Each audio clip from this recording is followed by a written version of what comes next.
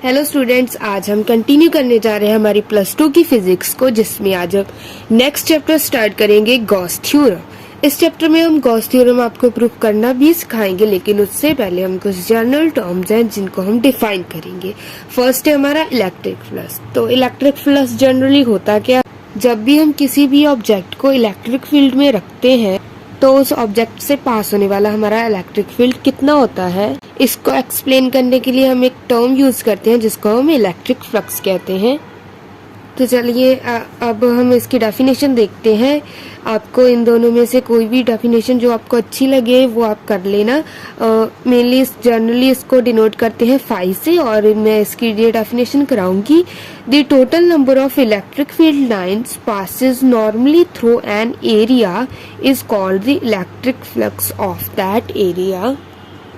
यानी electric field में रखेगी किसी भी एरिया से नॉर्मली जहाँ परपेंडिकुलर पास होने वाली जो total number of electric field lines हैं उन्हें ही हम इलेक्ट्रिक फ्लक्स कहते हैं। अब हम देखते हैं कि इलेक्ट्रिक फ्लक्स है जो हमारा किन किन चीजों पे डिपेंड करता है। जानिए, अगर हम हमारे इलेक्ट्रिक फ्लक्स को मैथमेटिकली डिफाइन करना चाहें, रिप्रेजेंट करना चाहें, तो हमारा इलेक्ट्रिक फ्लक्स किन किन चीजों पे डिपेंड करेगा और उसके अकॉर्डिंग इलेक्ट्रिक फ्लक्स का मैथमेटिकल फॉर्मूला क्या होगा। तो सबसे पहले हम बात करते हैं इलेक्ट्रिक फील्ड की। जैसा कि आप इस डायग्राम में देख सकते हैं, ये फर्स्ट मान लेते हैं कोई एरिया है जिससे ये कुछ इलेक्ट्रिक फील्ड है जो हमारा पास हो रहा है। अगर इस इलेक्ट्रिक फील्ड का मैग्नीट्यूड ज्यादा होगा तो इस एरिया से पास होने वाला इलेक्ट्रिक फ्लक्स भी ज्यादा माना जाएगा इस एरिया से। और अगर इस इलेक्ट्रिक फील्ड का जो मैग्नीट्यूड है वो कम होगा तो इस एरिया से पास होने वाला इलेक्ट्रिक फ्लक्स भी कम माना जाएगा। इसका मतलब ये है कि जो इलेक्ट्रिक फ्लक्स की हमारी वैल्यू है वो इलेक्ट्रिक फील्ड के डायरेक्टली प्रोपोर्शनल होती है, या वो इलेक्ट्रिक फील्ड पे डिपेंड करती है। मतलब जितनी ज़्यादा इलेक्ट्रिक फील्ड होगी उतना ही ज़्यादा किसी भी एरिया से पास होने वाला हमारे पास इलेक्ट्रिक फ्लक्स होगा। जितनी कम इलेक्ट्रिक फील्ड होगी उतना ही कम हमारे पास इलेक्ट्रिक फ्लक्स होगा। और सेकंड थिंग है जो हमारी जिसके ऊपर इलेक्ट्रिक फ्लक्स डिपेंड करता है वो है हमारा एरिया, जिसको हम इलेक्ट्रिक फील्ड में रखने वाले हैं। देखिए डायग्राम नंबर 2 में तो हमने दो अलग अलग एरिया को इस डायग्राम में रिप्रेजेंट किया हुआ है। उनमें से एक एरिया छोटा है जो है A1 और दूसरा है हमारा A2। इन दोनों को हमने एक ही इलेक्ट्रिक फील्ड में रखा हुआ है, लेकिन हम देख सकते हैं जो एरिया बड़ा है उससे ज्यादा इलेक्ट्रिक फील्ड लाइंस पास हो रही है, और जो एरिया छोटा है उसमें सिर्फ 2 इलेक्ट्रिक फील्ड लाइंस पास हो रही है, और इसमें से 4 इलेक्ट्रिक फील्ड लाइंस पास हो रही है हमारी। इसका मतलब इस बड़े एरिया से पास होने वाला इलेक्ट्रिक फ्लक्स ज्यादा होगा और इस छोटे एरिया से पास होने वाला इलेक्ट्रिक फ्लक्स है जो हमारे पास वो कम होगा। इसका मतलब ये है जो इलेक्ट्रिक फ्लक्स की वैल्यू वो इस एरिया के मैग्नीट्यूड के डायरेक्टली प्रोपोर्शनल होती है। यानी जितना ज्यादा हमारा एरिया होगा उतना ही ज्यादा इलेक्ट्रिक फ्लक्स होगा। थर्ड थिंग है हमारी एंगल। इलेक्ट्रिक फील्ड में एरिया को रखा हुआ है, जैसे हम पहले डायग्राम में देखते हैं। इसमें जो एरिया है उसको इस तरीके से इलेक्ट्रिक फील्ड में रखा हुआ है कि जो एरिया का प्लेन है वो इलेक्ट्रिक फील्ड के परपेंडिकुलर में है। जो डायरेक्शन होती है वो हमेशा उसके प्लेन के परपेंडिकुलर आउटवर्ड होती है। जैसे मान लेते हैं ये कोई एरिया है तो इसकी जो डायरेक्शन मानी जाएगी इस प्लेन के आउटवर्ड। आप परपेंडिकुलर आउटवर्ड इधर भी मान सकते हैं, परपेंडिकुलर आउटवर्ड इधर को भी मान सकते हैं। रैंडमली आप इसमें से और इसमें से कोई भी डायरेक्शन चूज कर सकते हैं, लेकिन जब आप कोई भी डायरेक्शन चूज कर लेते हैं तो पूरे डेरिवेशन पूरे एक्सप्लेनेशन के दौरान आप अपनी डायरेक्शन चेंज नहीं करेंगे, उसको हम फिक्स कर लेंगे। फॉर एग्जाम्पल, अगर मैं इस एरिया की डायरेक्शन को बताना चाहूँ तो इसका जो ये प्लेन है इसके परपेंडिकुलर एरिया की डायरेक्शन मानी जाएगी, यानी एरिया वेक्टर होगा इधर को। और जो हमारी इलेक्ट्रिक फील्ड है वो भी इसी डायरेक्शन में है। इसका मतलब एरिया और इलेक्ट्रिक फील्ड के एरिया वेक्टर और इलेक्ट्रिक फील्ड के बीच का एंगल जहाँ पे है 0 डिग्री।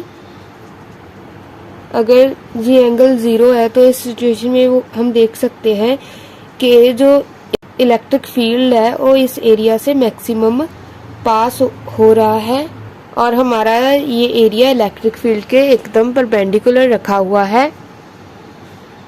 इसका मतलब जब थीटा 0 डिग्री होगा तो सिचुएशन में फ्लक्स की वैल्यू मैक्सिमम रहेगी आपके पास, मैक्सिमम।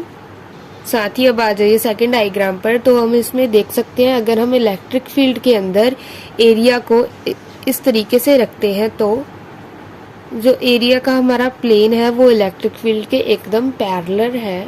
इस सिचुएशन में एरिया वेक्टर होगा हमारा प्लेन के परपेंडिकुलर आउटवर्ड, और इलेक्ट्रिक फील्ड हमारा इस डायरेक्शन पे है, तो इन दोनों के बीच का एंगल बनेगा 90 डिग्री।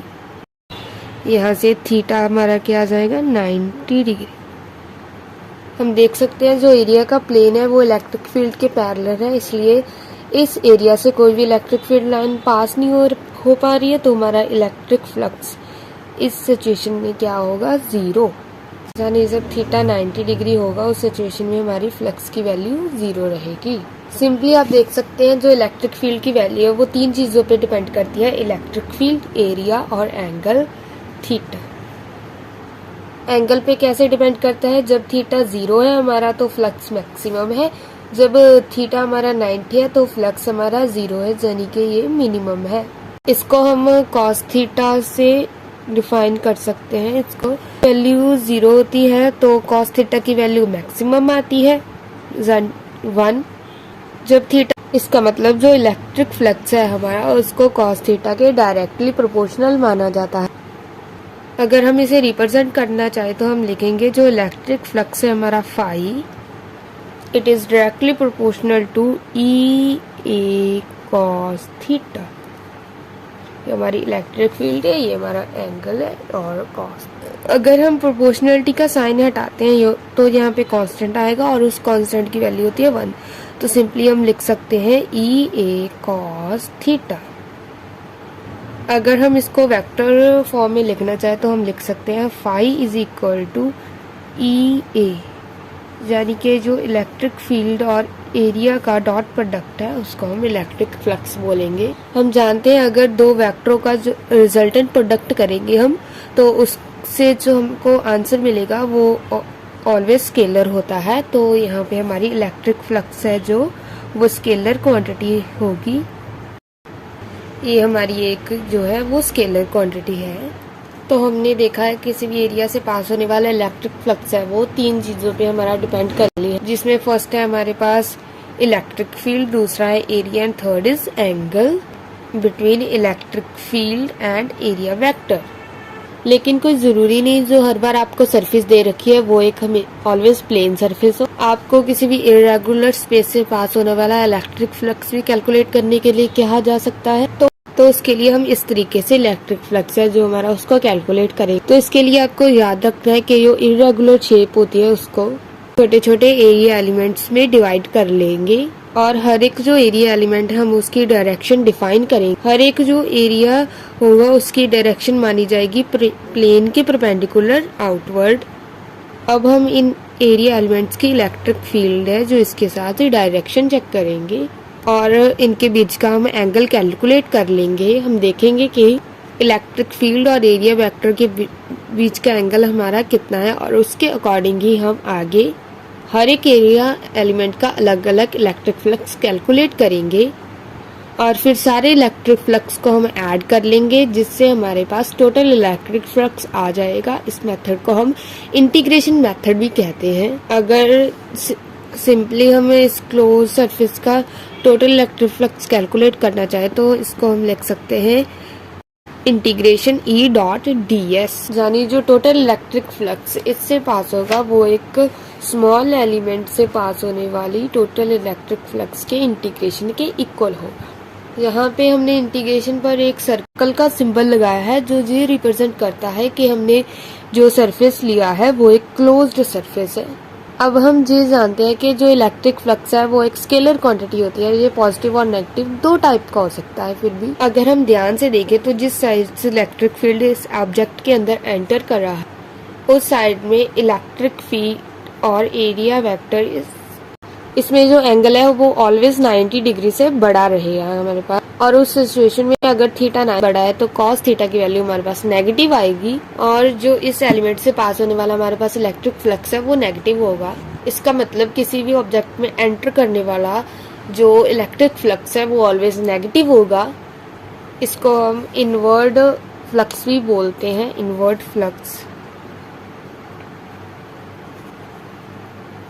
उसके ऑपोजिट साइड एंगल और इलेक्ट्रिक फील्ड, जिस साइड से इलेक्ट्रिक फील्ड आउट हो रही है इसको आउटवर्ड फ्लक्स बोलेंगे, आउटवर्ड फ्लक्स। इलेक्ट्रिक फील्ड पास होके आगे जा रही है इससे, इसमें एरिया वेक्टर और इलेक्ट्रिक फील्ड का जो एंगल होगा वो ऑलवेज 90 से छोटा होगा। तो इस सिचुएशन में हमारी कॉस थीटा की वैल्यू पॉजिटिव आएगी, यानी इस स्मॉल एलिमेंट से जो इलेक्ट्रिक फ्लक्स होगा वो पॉजिटिव होगा। यानी हम कह सकते हैं कि किसी भी ऑब्जेक्ट का आउटवर्ड फ्लक्स है जो पॉजिटिव होगा।